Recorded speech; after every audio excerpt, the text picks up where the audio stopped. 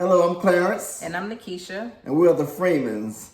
And as you all know, and for those of you that don't know, we both contracted coronavirus as well as my 19-year-old son back in July 2020.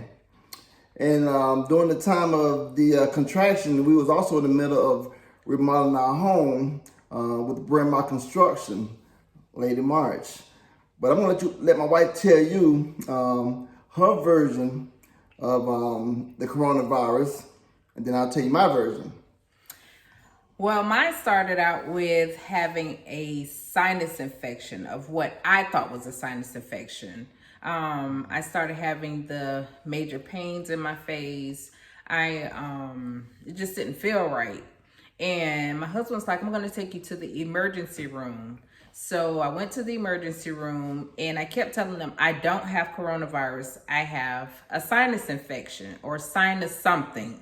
So they were like, okay, well, we're going to test you for the flu, corona, and sinus. So I said, okay. So they took me through the test and they said, well, just in case, if you have corona, we're going to give you these pills. They gave me like 5 little teeny pills and they gave me a shot. So I'm like, okay, but I don't have coronavirus. So they were like, okay. They did their testing and all that good stuff. And then they told me to call back in 3 days. So I said, okay, I came back home. The next couple of days as they went by, I start having major back pains like I was in labor. Still the sinus, the body aches, the headaches, and of course, that's coronavirus. I lost my taste. I lost my smell. And it just was awful. They did give me a prescription to take. I took that. I think it's a 7-day prescription. I took that and that was in quarantine for 14 days. And I quarantined for 14 days. So when my wife called back to the hospital and got her results and was advised that she did test positive for coronavirus, then I said, well, if you have it, then it's a possibility I may have it as well as my son may have it. And then I said that we also have to notify Brand My Construction late in March of basically you being positive. So what I said was, then that means me and my son needs to go to the hospital as well and get tested. And by all means, we went to the hospital, we got tested, and yes, we both had coronavirus as well. But what they did was they gave my son a 7-day supply of medication, and they said, take these pills for 7 days and quarantine for 14 days and you'll be good to go. Which still can do the same for me, but I had also an elevated heart rate. But during the time, I had no symptoms of coronavirus other than maybe a little small cough that I didn't consider was the symptom of coronavirus. But I did have a little small cough every now and then though. And so that's the thing about it. You may or may not have symptoms of coronavirus, but you may have it. So in a way, by me having an elevated heart rate, they wanted to keep me in the hospital and monitor me for a day. But they let my son go home with medication and say, take these for 7 days and quarantine for 14 days and you'll be good to go. So I got admitted. And then once I got in, they asked me what medications I was taking. I do have high blood pressure and I do take metformin for what they call pre-diabetes. So I told them what medications I take for the blood pressure and for the pre-diabetes. So I was in the hospital for that night. So the next day, I started feeling a little worse. For some reason, I just all of a sudden started feeling worse. Because mind you, they was giving me medication my first day there. So, but they wasn't giving me the blood pressure pills that I take at home. They gave me a metropolol, which I don't take. So, and I was also doing the albuterol because they also gave me an x-ray and found out that I had a little bit of pneumonia on my lungs, which is one of the main causes of, which is one of the major side effects for coronavirus, pneumonia. So the next day, my nurse advised me that my blood pressure was elevated, and also my heart rate was elevated, and then also I was losing a lot of my white blood cells. They was actually depleting. So I said to him, I said, well, do you think it's the blood pressure pills you all are giving me, which is not the one that I take at home? Maybe that's a contributing factor of my blood pressure not being lowered. Maybe the albuterol is what's causing my heart rate to elevate, because albuterol does make your heart rate elevate. So he said, well, let me look into that. So he did, and come to find out that they needed to give me the medication that I take at home for my blood pressure, which they did, and guess what? Blood pressure came down.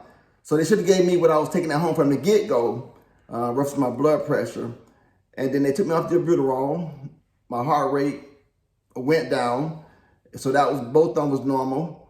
And then with the white blood cells, I said, maybe it's the medication you only give me that's causing my white blood cells to deplete. He looked into that, and lo and behold, took me off albuterol. And guess what? My heart rate went down. So going into the third day, like I said, I was just feeling worse than I was when I didn't get tested for coronavirus. So I'm saying to myself, I know this is a new virus that's out there. So am I being experimented on? Because why am I feeling worse now than when I didn't know I had it? So so I decided to leave the hospital, because I thought, well, I felt I was being experimented on, because we all know this is a new virus, and they was doing all they can to try to combat this virus. But I felt I didn't want to be experimented on, and I felt that I didn't want to die in the hospital being experimented on. So I left on my own will. So I came home. My wife was upset. My mom was upset. But I felt it was best for me, because I didn't, like I said, I didn't want to be experimented on, which I felt I was being experimented on. So I came home, and within maybe 24 hours of being home, I felt that I had labored breathing. So I went back to the hospital, back to the emergency room, and told them I had labored breathing. I was there a couple of days ago, and I did leave. And so at this point, one of the emergency doctors asked me, well, if you get admitted this time, are you going to stay? And I said, yeah, I'll stay this time, because I have labored breathing. So I'm definitely going to stay this time. So I went back in, and everything pretty much checked out, no high fever or anything, just the labored breathing. And I was taking my right medication, so my blood pressure remained normal. My heart rate remained normal, because I wasn't taking albuterol. They did give me a little bit of oxygen, like I think like one liter or something to that nature, but something very small. So as the days went on, my breathing got better, but it was because of the pneumonia that was in my lungs. So they was giving me medication for the pneumonia as well.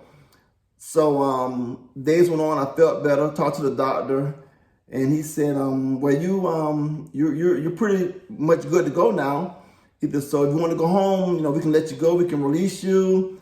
And I said, well, you know what, I'll stay a few more days just to make sure, which my wife was happy that I did, as well as my mom, because they was so mad at me when I left the first time. But I felt at that time it was in my best interest to leave. I didn't want to be experimented on. But it seemed as though when I went back the second time, everything was normal, other than my breathing.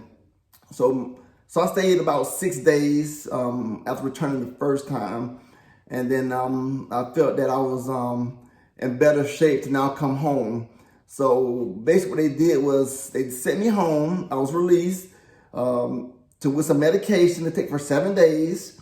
And also, I was advised to quarantine for 14 days. And during the time, we both realized we had coronavirus. Like I said, we had to notify our construction company, Bryn Mawr Construction, late in March, CEO late in March.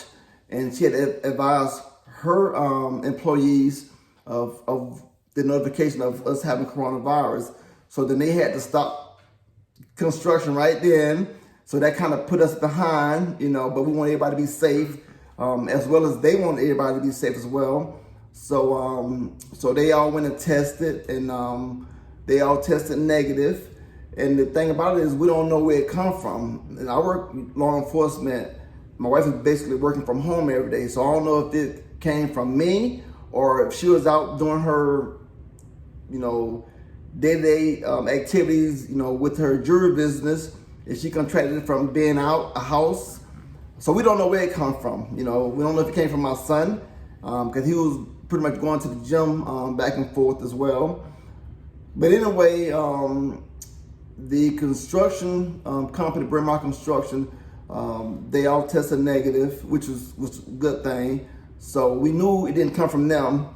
It was just a matter of where did it come from. So we had no clue where it came from.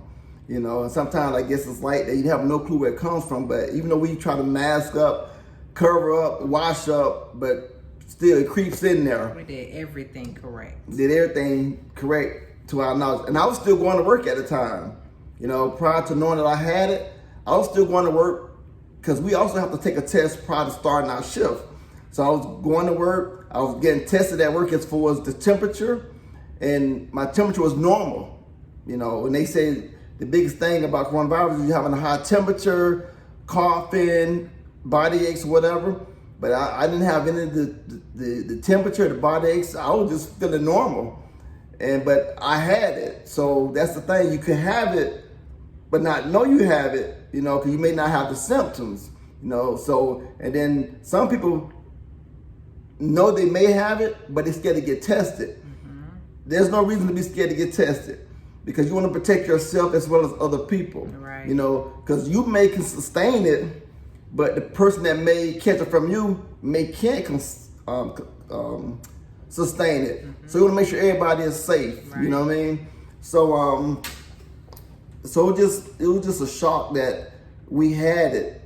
My son had it as well, but my son was doing very well. My son was still actually he quarantined as well for 14 days, but he would walk around the neighborhood, he would jog the neighborhood. He was doing fine. Doing the normal things that teenagers do, other than going out because he had to quarantine. But the thing about it is that if you think you have it, or you think somebody else around you may have it, the best thing to do is go get tested. Right. Just to be on the safe side. Some people feel that if I get tested and I have it, I'll be ostracized. I look upon it as though, ooh, I have cooties. But guess what? Forget that. You want to make sure that you're safe and everybody else around you is safe. Because you got to look out for yourself. People say things about anything anyway, so it doesn't matter.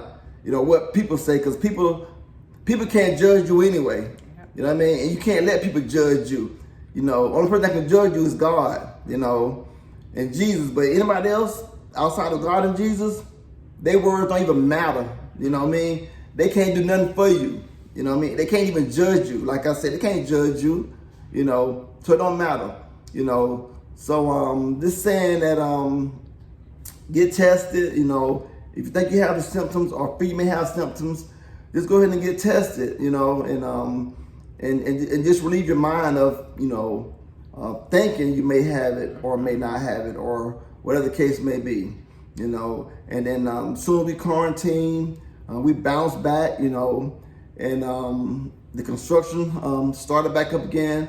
Well, prior to us having the house by Bryn Mawr Construction decontaminated because the late in March, the owner of Bryn Mawr Construction, she made sure that the entire house was decontaminated. Mm-hmm. She made everything was in place, sanitized to make sure her workers were safe. As well as us, we really appreciate that from late in March on the Bryn Mawr Construction. So she made sure we was well taken care of. Yes, she did. During the time. And also, we had family members that also stepped in, bringing food, bringing soup, cooking, and medicine, and like my husband said, cooked and just checked on us and prayed for us and made sure everything was okay. Because having coronavirus, yes, you're gonna have the symptoms and you feel bad or whatever, but it's more so mindset. It takes over your mind. So you have to stay prayed up first. You have to have a support system to pray for you. And you have to make sure you stay grounded and you make sure your mind is right, because it takes over your mind. Because when they first told me I had coronavirus, the first thing I thought of was death. And even though I know God and God lives in my heart, that's the first thing I thought about, because of, the news, and that's all you heard, people dying, and if you get coronavirus you're gonna die, and but a lot of people who have it, they're not telling people that they have it, and sadly people are dying. So just tell people, just go get tested and tell people, yes, I contracted the virus. It's not deadly. It wasn't for us anyway, because thank God we're here. We're still here. But, some people, their immune system can't take it. So get tested, not only for you, but for other people. Make sure you wear your mask. Make sure you wash your hands. Make sure you're using that hand sanitizer, because you have to stay safe. Again, not only for you, but for other people. And we want to let you all know our story regarding the coronavirus. Just something we want to share with you all as well. And we're not embarrassed that we contracted it, because we're still here. We contracted it, we beat it. Thanks to the good Lord, we're still here. We're looking good. Our house got done. Yes. And everything is going smooth, yes. As it was before. So do what you have to do to stay healthy, stay safe, and just live your life, the best life you can live. Yes. And so we're happy to be able to tell you guys our story about coronavirus, and hopefully it'll touch somebody that was thinking of getting tested, but wasn't to the point where they was sure they should do it because they didn't want to be ostracized by anybody else. But hey, that's how it is, And so I know some people say, well, I can't afford to be off for 14 days from my job, But hopefully your job will understand. They rather for you to be home and getting better than be at work infecting other people. Right. So do what you have to do to be safe for you, yourself, for you, your family, your friends, and anybody else that may come in contact with you. So thanks for listening to our video, and we hope you all have a happy new year. And until the next time, the Freemans are saying we love you, and we're out. Bye.